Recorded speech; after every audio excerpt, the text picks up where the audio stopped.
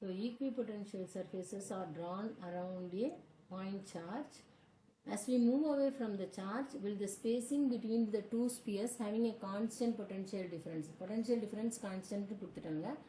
இது வந்து டிக்ரீஸ் ஆகுமா இல்லை இன்க்ரீஸ் ஆகுமா கான்ஸ்டன்டாக கேட்டிருக்காங்க. நம்ம மேத்தமெட்டிக்கலாகவே இதை ப்ரூவ் பண்ணிடலாம். ஸோ இப்போ வந்து two equipotential surfaces are drawn. ஒரு பாயிண்ட் சார்ஜ் நம்ம கியூ எடுத்துக்கிறோம். ஓகே, ப்ளஸ் கியூன்னு எடுத்துக்கிட்டோம்னா இதுக்கு ஈக்வி பொட்டன்ஷியல் சர்ஃபேஸ் ரெண்டு வரைங்க பார்க்கலாம். ஸோ ஒரு பாயிண்ட் சார்ஜுக்கு நம்ம எப்படிப்பா இருக்கும், கான்சென்ட்ரிக் ஸ்பெரிக்கல் ஷெல்ஸ் தானே நம்ம வந்து ஈக்வி பொட்டன்ஷியல் சர்ஃபேஸ்ன்னு வரைவோம். கரெக்டா? ஸோ அப்போ இப்போ நம்ம இது பண்ணோம்னா இப்போ ஈக்வி பொட்டன்ஷியல் சர்ஃபேஸ் இது.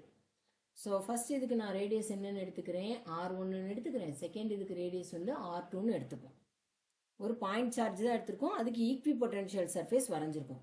நமக்கு நல்லா தெரியும் V வந்து என்னது KQ/R. அப்போ வந்து since R1 is greater than R1 is lesser than R2. ஏன்னா டயக்ராம் பிரகாரம் சின்ன சர்க்கிளுக்கு R1 எடுத்திருக்கேன், பெரிய சர்க்கிளுக்கு பெரிய ஸ்பியருக்கு இது 3 dimensional 2 dimensional கிடையாது. ஸோ பெரிய ஷெல்லுக்கு வந்து R2 எடுத்திருக்கேன். அப்போ R1 வந்து லெஸ் தென் R2. அப்போ டினாமினேட்டரில் இருக்கனால V வந்து என்னது, V1 will be greater than V2. நம்ம டயக்ராமில் தெரிஞ்சிச்சு. ஸோ V1 என்னது KQ/R1, V2 வந்து KQ/R2. கரெக்டா? ஸோ பொட்டன்ஷியல் டிஃபரன்ஸ் நமக்கு என்னன்னு பார்க்கணும். ஏன்னா அதானே கேட்டிருக்காங்க, கான்ஸ்டன்ட் பொட்டன்ஷியல் டிஃபரன்ஸ்ன்னு கொடுத்துருக்காங்க. ஸோ V1 மைனஸ் V2ன்னு எடுத்தேன்னா KQ/R1 minus KQ/R2, KQ 1/R1 minus 1/R2. So நான் எல்சிஎம் வந்து R1 R2ன்னு எடுத்துக்கிட்டேன்னா இங்கே என்ன ஆகிடும், R2 மைனஸ் R1. கரெக்டா? ஸோ இது வந்து என்னது V1 மைனஸ் V2. பட் கொடுத்துருக்கிறது என்னப்பா, கான்ஸ்டன்ட் பொட்டன்ஷியல் டிஃபரன்ஸு. அப்போ V1 மைனஸ் V2 கான்ஸ்டன்ட்னு கொடுத்துருக்காங்க, கிவன் கொடுத்ததுனால KQ into R2 minus R1. R2 minus R1னா என்னது, இந்த ஷெல்லுக்கும் இந்த ஷெல்லுக்கும் உண்டான ஸ்பேஸ் டிஃபரன்ஸ். கரெக்டா? இது வரைக்கும் R1, இது வரைக்கும் இதுதானே, இந்த ஒரு பகுதி தானே நமக்கு வந்து R2 மைனஸ் R1. அப்போ ஸ்பேசிங் தானே அது. So R2/R1, R1 R2 equal to கான்ஸ்டன்ட்னு எழுதிக்கலாம்.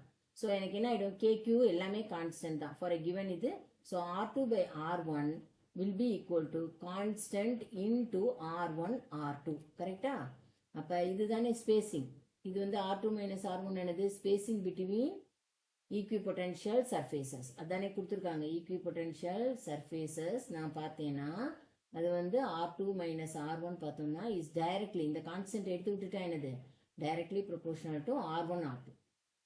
ஸோ இப்போ R2 இன்க்ரீஸ் ஆகிறதுனால ப்ராடக்ட் இல்லையா, product R1 as we move away from charge, ரெண்டு டிஸ்டன்ஸுமே என்ன ஆகும், R1 and R2 increases. So product will also increase, correct?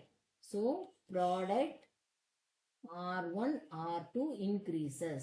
R1 R2 increase ஆகிறதுனால spacing between them என்ன ஆகும், R2 minus R1, that is spacing also increases. Clear?